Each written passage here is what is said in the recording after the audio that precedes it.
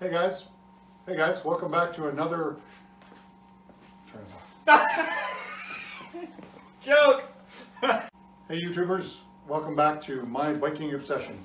We're back in Green's garage today, and like we promised, this is part 2, where we're going to go over all the different bags we carry on the bike for bike packing. So yeah, let's get into it.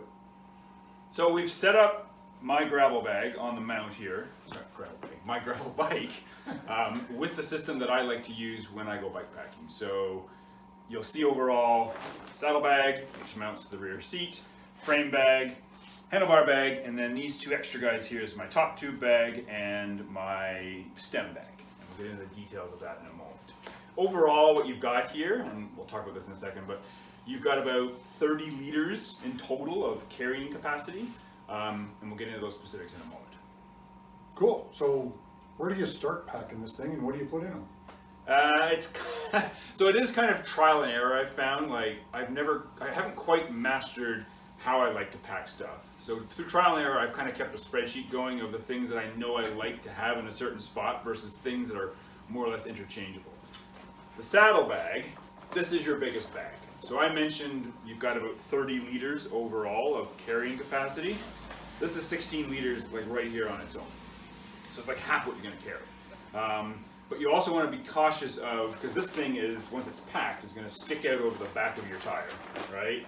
And you don't want it to be too heavy because it's going to put a lot of weight over the rear tire, right? So what I like to keep in here as an example are things like, so this is the stuff sack that goes into it. It's waterproof and it has a bleeder valve, so you can really crunch it down, bleed the air out, and stuff it in. But for me, I have my sleeping bag, as an example, inside this guy. I'll also include things like my tent poles inside it because it keeps a nice rigid kind of base to it. And then heavier, bulky items like my cooking kit. So this is my pot, and inside it is my little miniature stove with my lighter and a few other things. So do you put that in the closest to the seat post, so Yes. it doesn't sway at the back? Yeah, so this little spot down here, this is where you want to stuff in all those heavy, bulky items so that the weight is right there under the seat, and then come in afterwards with the looser, bulkier stuff like your sleeping bag. And then once it's all tied off, you then have these straps on top, where what I like to do is I have my flip-flops for when I'm at camp, and those go into the straps and hold there nicely. And then I also have my mug, my little happy face mug, which has a thing on it, so I just click that in, and that pretty much sets up my rear saddle. So I'll let Mike kind of go through some of the other stuff as we move to the front of the bike. Yeah, so one of the things Chris just said that's really important is that weight. And you want to keep as much weight as low on the frame as you possibly can, or closest to the really supportive, rigid pieces on your bike. So when we get into the middle of your bike, it's important because in the frame bag, you want more heavy. Obviously, you're going to have water bottles. You might have a full frame bag. But in this case, with a half frame bag, this is where I put things like my standard heavy little tools.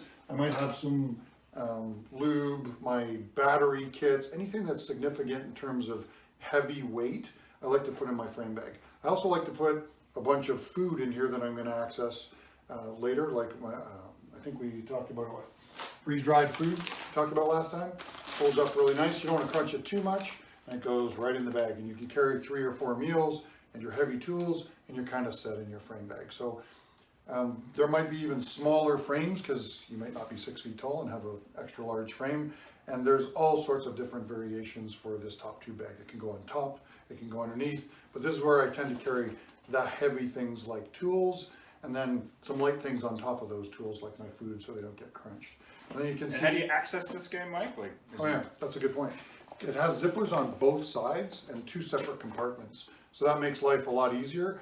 I've known a lot of frame bags to have a couple or 1 zipper and 1 big bag area, and trying to keep organized, especially if you're going to access it while you're riding, is just a pain in the butt. So 2 sides, 2 different compartments makes life easy. And it's how much are we talking here in terms of overall storage capacity? I think this one was I think you get them between 4 and 5 liters. I think yours is 4 and a bit, and mine's 5 liters. Okay. So quite a bit. You can, like you mentioned earlier, or you mentioned earlier to me, this thing can carry a lot. It looks like a very svelte bag, but yeah, it actually, you can stuff that thing like crazy. And even if it starts to bulge a little, you know, generally your legs aren't going to get in the way of that. You think it will, but once you're on the bike, you don't even notice it. It's bulging. So cool. And then on the top bag, there's a top mount bag that Chris uses, and I have one as well. Again, a couple of little different compartments in there. And this is just while you're going through the day, your cell phone if you want easy access. All my food I try to chunk in there, And gels and things. gels. And then speaking of a great thing, I haven't got one of these yet, but I want one. It's a feed bag on your handlebars, and you can keep things loose in there. You can keep things, nice packaged things in there, really easy to access. Great for just reaching in and grabbing a snack during the day. And if you empty it and you need another place to throw another water bottle, It's perfect for that. it's perfect for that too. This takes us to the handlebar bags. And you want to consider mostly the things you want to put in your handlebar, you want to keep light. So for example, I bring a polar fleece vest. I have my, well, Chris, I think you put your sleeping bag in the back, didn't you? I put my sleeping bag in the back, mostly my tent and my spare clothes and things I like in the front. So the heaviest piece I probably have is my tent that I would dare to put on my handlebars. That's about as heavy as I would put on my handlebars. Put my clothes around it, and I have on top some bungee cords that are on top of this for quick access. If it's going to be a rainy day, I'll take a really light little shell and stick the shell on top so that I can pull it off in case it starts raining. So just remember, don't go any heavier than your tent on the front. Have some easy access, and my clothes is what I keep in there with my tent. And of course, don't forget, Chris mentioned this on the back, everything we have goes in the dry bag. So all that stuff I just talked about crunches down and squeezes hard and goes right off the front in a nice dry bag. And they're amazing how, I mean, they work. I mean, our first ever trip we took with our friend Sam, poured rain on us like for the first 2 hours and we were soaked. But when we got to our site that night, everything was bone dry inside those dry bags. It was great. Yeah, so they work well, and that's what you want them to do. So that covers the main system, all the sizes, some examples of the stuff that you put in them. Yeah, and past that, what do we want to do next? Well, we'll get a bit into bag size right now and just kind of close it off. And then, because again, I'm 6'3", so I have a big bike and I have a big frame. And even when you look at the front here, my handlebars splay out to the sides, which means I have lots of room in the front here to pack larger. But if you're a smaller rider, medium size frame, it's all relative, right? So these bags that I have on mine would not fit a medium size bag. You wouldn't have the clearance over your tire, you wouldn't have the clearance over the front tire.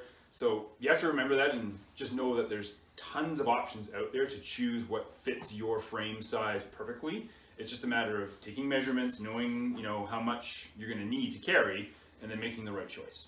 Where we are talking about kind of going from here is we've got a lot of stuff that we're talking about here in terms of things we love when we take traveling with us, things we don't love so much. But we're going to maybe save that for part 3 of this segment. I'll close by saying this is my water filter system that I bought thinking I would need it. It's literally never come out of this bag once in any of my trips. But we'll leave that for next time as we talk about some of the things we love, some of the things we don't love so much in terms of the gear and food that we bring with us. All right, well, that's part 2. Stay tuned for part 3, favorites and not so favorite things. And then we'll catch you then.